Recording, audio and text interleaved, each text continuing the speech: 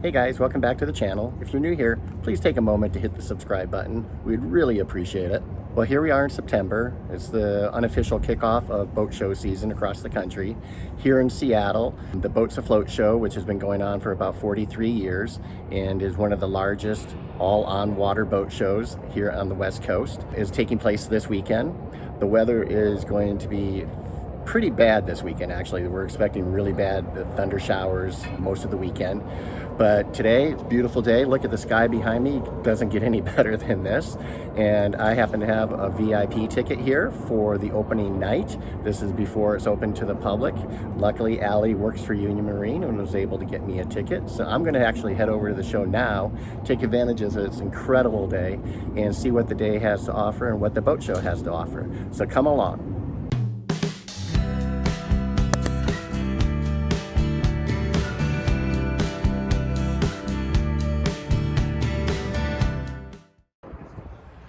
Okay, here we are. We're at the boat show. There's a quick 1.5-mile walk. Over my shoulder here is what we call Sailboat Row. In the background here on South Lake Union, we have the Museum of History and Industry, as well as the Center for Wooden Boats here at South Lake Union. Let's go inside and check out some of the boats. See if we can find Allie as well. The Boats Afloat Show has been on a 2-year hiatus due to the pandemic, and moving in our fleet was like riding a bicycle. Our entire crew got the boats in position in less than an hour. It always amazes me how an empty marina gets set up so quickly for a boat show. In this episode, we'll give you a quick tour of the show and show you some of the tours in episodes to come, including a Sea Ray Sundancer 55, an Absolute Nevada 74, and an Ocean Alexander 27E. It was great being back at an in-person show. In fact, we were approached a few times by some of our followers, and it was so cool to meet them in person. While we're a small channel, it's still humbling to know that folks like our content, so thank you so much.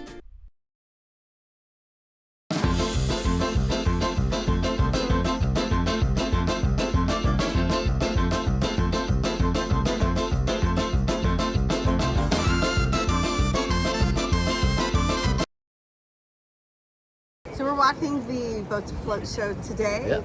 And you'll notice that there's no one here at the moment. It's a ghost town around here. That's because we got here before they open, and there's just another reason why we are not wearing masks. Right. This is a mask mandated show, so in about an hour when we're filming, you'll notice that we'll be back in masks. Yep. But we're gonna walk the show, kind of see what we want to preview, and maybe take a tour. Maybe take a tour of. Maybe that you'll see in the future. We'll let you know. Let's go see. Come on.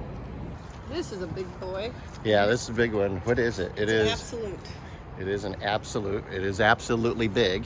Absolute 73. Wow. Maybe we'll take a tour of that a little bit later. And then you have the Sea Legs here, which is the amphibious boat, which is very cool because now this is a new model, so it's not kind of one of the inflatable rib style boats, but rather than it is, I think it's either metal or fiberglass. It looks like it's metal because you see welding seams along the side. How about this one with 400 Verado? Yeah, for when you need 1600 horsepower. That'll get you up to the San Juans real quick. Oh my God.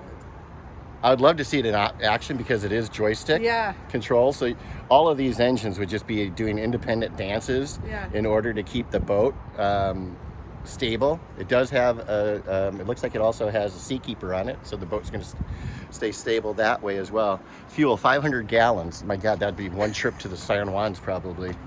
Full speed ahead on that. So Blackfin is back in the market. So they had left for a while and they are now back. So another thing about this show is it is much smaller this year. This is we've been together 20 years. And I think we've come to the show every year. And normally the docks go all the way around and they wind around. And this is my first time walking the show, even though I've been here for a week. But I've heard that there's not a lot of boats or yachts down there. I think the number of docks is the same, but yeah, here on the northern end, there are very few of the large yachts this year. Yep, so inventory. There's just a couple of them there, but yeah, there's just not any available. So well, we'll walk down there and check it out. Yep. But I love the blue on this Patricia Lee. That is pretty. I got it coming in. Northern Marine. Beautiful. Big Lund on top. Oh, and we got a plane just taking off here.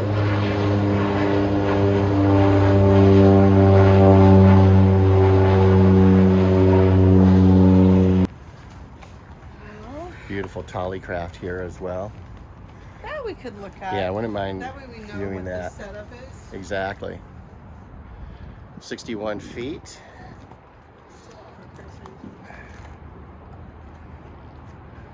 So yeah, maybe we come back and we'll look at the tower. Right.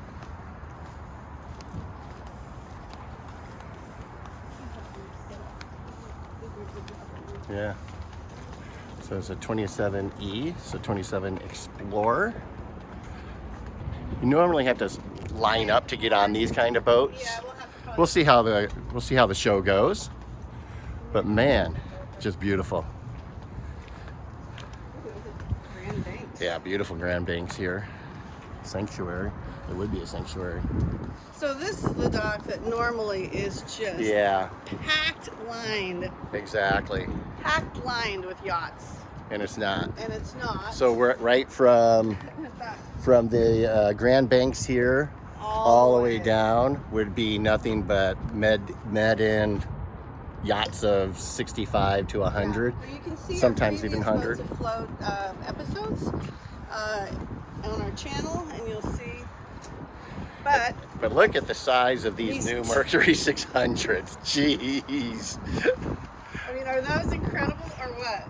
They are. I don't think the video is going to do these justice compared to. I mean, they're about 4 feet deep in terms of depth, I should say. I don't know how tall they are. About total, I think they're about 7 feet tall. 7 feet tall. Mm-hmm. 7 to What's 8. really cool is they're the first 2-speed outboard engine available, and they actually operate as pods.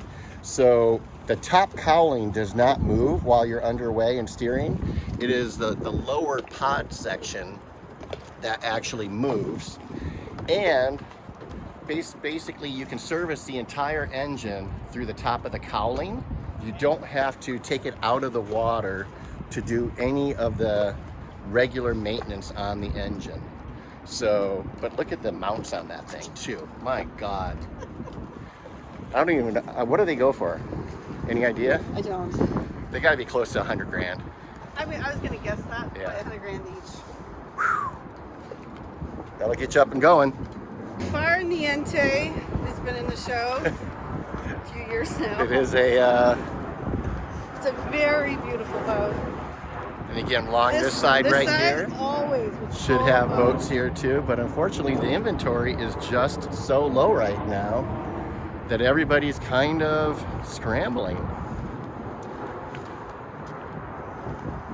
My take is, and I don't know if you can even hear me on this, but my take is, yep, watch out for the bird poop.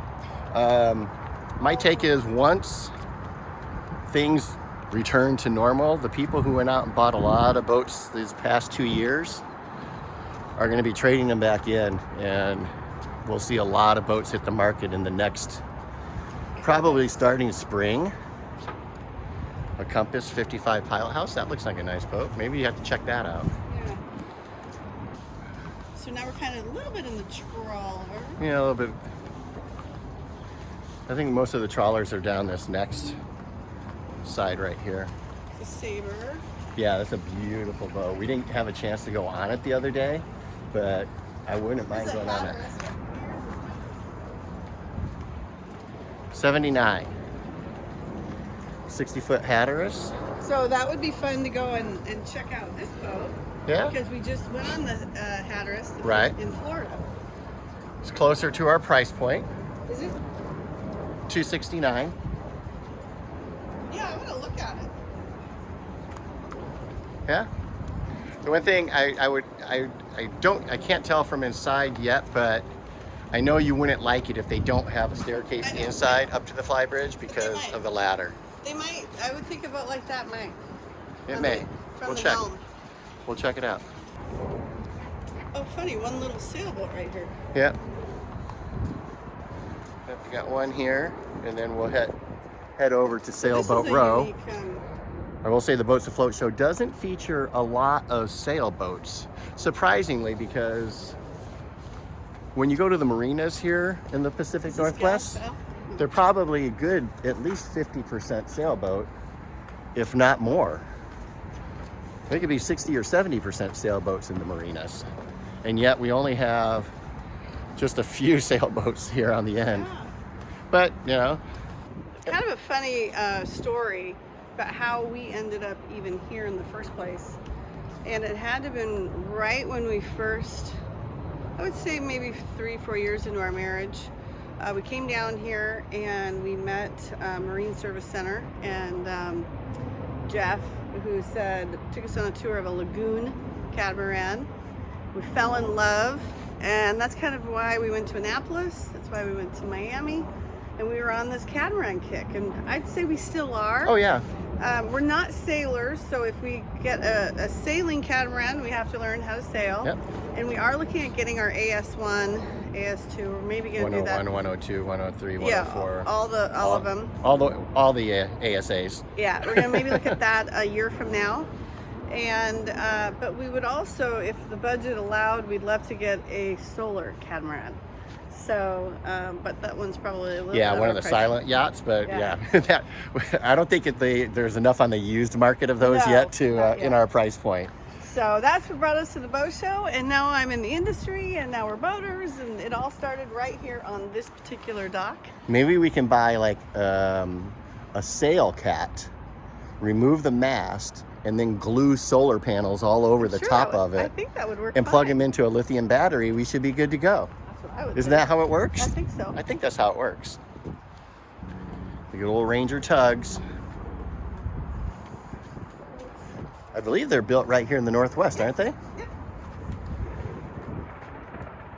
Well, I don't think I've ever seen one that color. Kind of like a sea foam.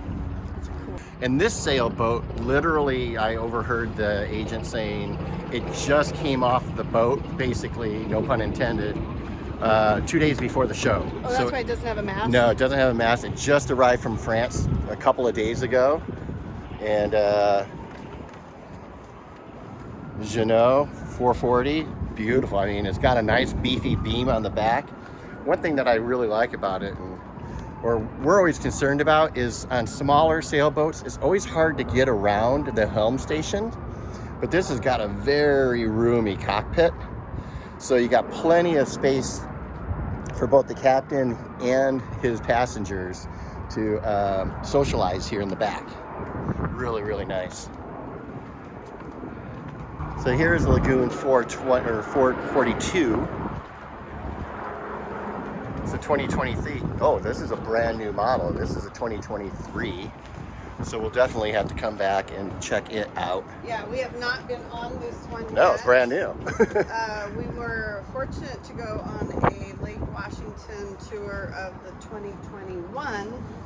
It's interesting they have Euro pricing. Yeah. I wonder if they need to change, if that's just a typo, or if that's euros, or if that's US dollars. But it's probably euros. It probably Yeah, so it's came- probably closer to about 800,000, 850.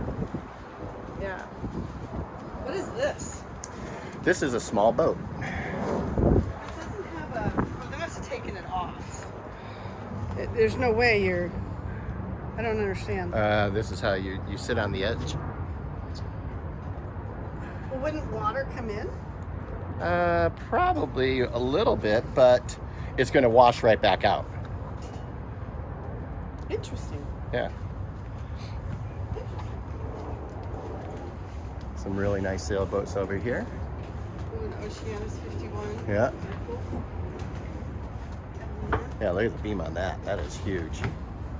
Yeah. So comfortable back there. Nice bimini top on it. Give you some day shade. Mm-hmm. Good davit here. There's a Catalina for Yep. Nick and Michelle. I know. The Boats Afloat isn't just all about yachts and trawlers. We also happen to have what we call sport row here, and that's where you're going to find some towboats, pontoon boats. They do also have dinghies here, and they have some day cruisers. So that's what this middle section is. in this whole corner, which is kind of cool to be able to include them because this show has typically always been a yacht show. So it's been nice to have a boat for every style of boater here. But wouldn't you say over the last 18 months or so, the tow boats have really taken off because people are doing everything, you know, they're recreating on the lakes, right? Yep, and exactly. surfing, and so it's the hottest seller right now are the tow boats. And this boat right here, this Nautique, this is the electric boat that we did a tour of, and you can see that. We'll put the link down below. That is available, and it is a really cool boat. Every time he turns it on and he moves it, I'm like, you didn't turn it on. And nothing happens until he puts it, you turn gear. the key, and until you put it in forward, Yeah, because it's totally silent. nothing happens. And even then, it's just kind of like Star Trek. You just hear this buzzing noise. So, very cool.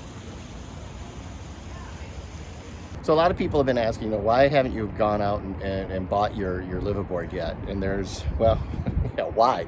There are a lot of different answers to that question, but mainly is we don't want to settle. And even though as we walk around the boat show here today, there's a lot of boats. But there's a couple things. You know, one, most of the boats here are out of our price range. Right.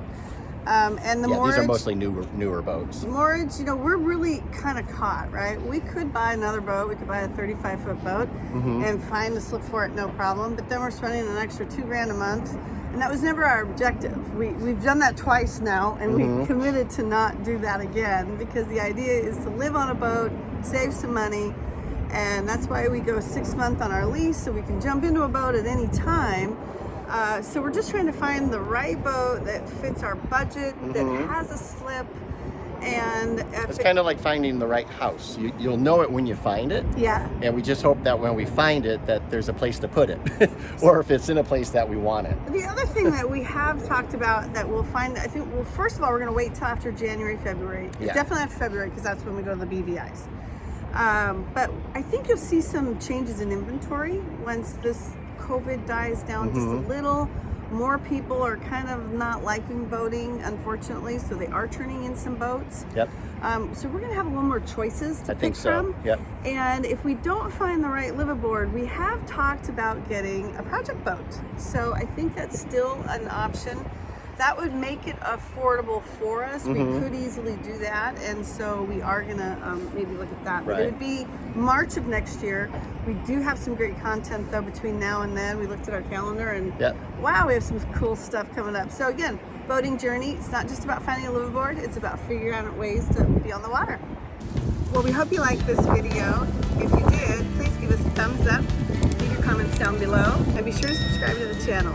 Thanks everyone. See you next time.